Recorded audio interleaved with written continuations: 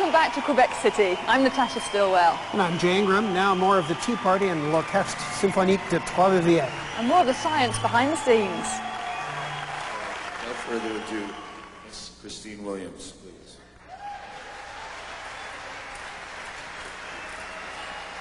I told you.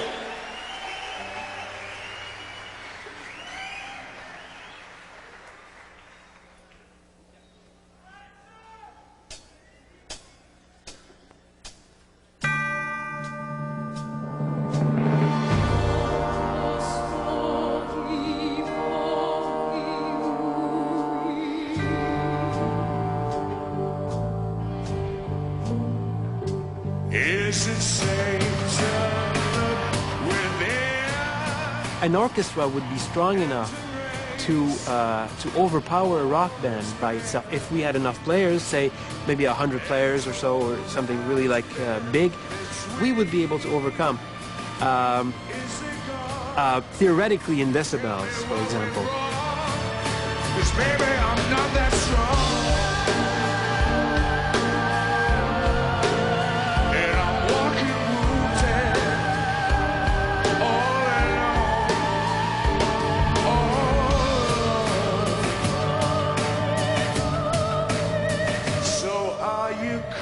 Why do we like our rock music so loud? An English scientist thinks he's found the answer in a structure inside the ear called the sacculus. It responds to sound, but only loud sound, above 90 decibels, like the sound coming out of these speakers. And the sacculus has connections in the brain to places that enjoy sex and food, which I guess is why everybody here is enjoying the concert so much.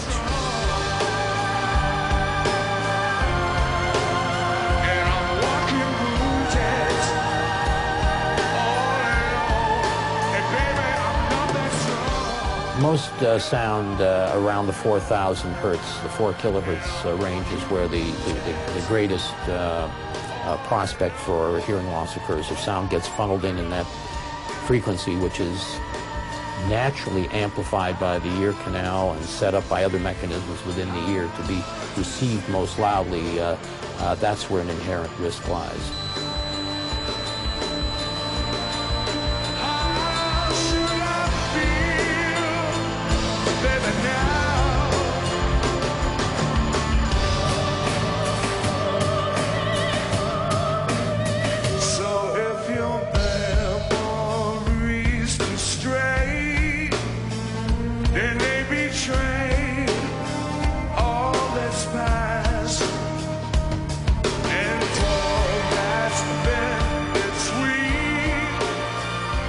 People use music almost as they might use a drug to change their moods.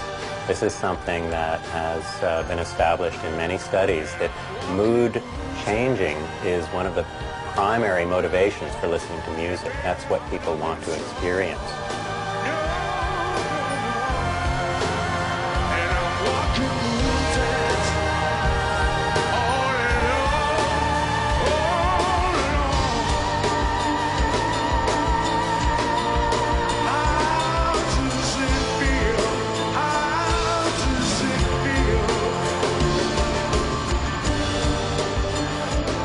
Is there an instrument or a piece of technology that you'd like to invent, that you wish you had?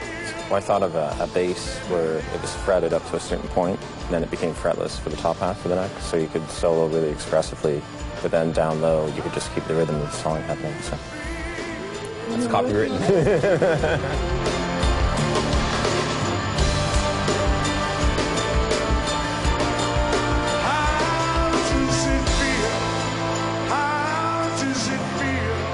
The computer becomes the brain for this this mechanism on the bridge of my guitar. That's it's been replaced with this this bridge that has 6 mechanical arms on it. And what this computer does is it translates tension into pitch. So, for instance, I can be in standard tuning, and then I can go to one of my open tunings, let's say like a low open C tuning in 1.4 seconds, and it does it mechanically. How does it feel? How does it feel?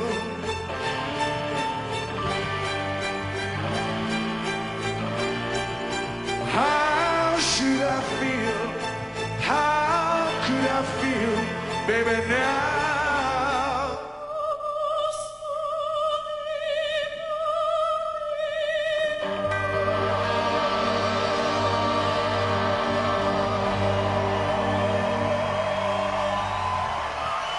Christine Williams.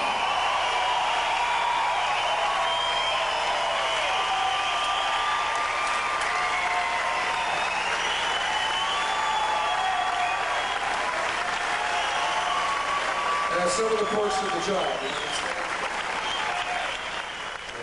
Needless to say, getting an orchestra, an opera singer, and a very loud rock band to sound like one is a challenge for the sound man.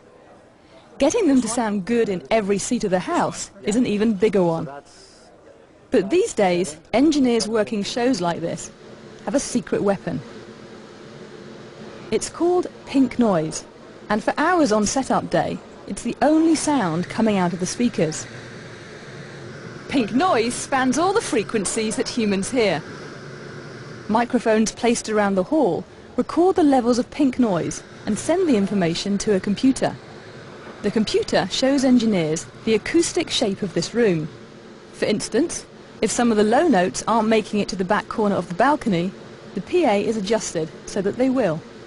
And when we come back, you'll find out why the concert the audience hears is entirely different from the one each band member hears. Stay with us.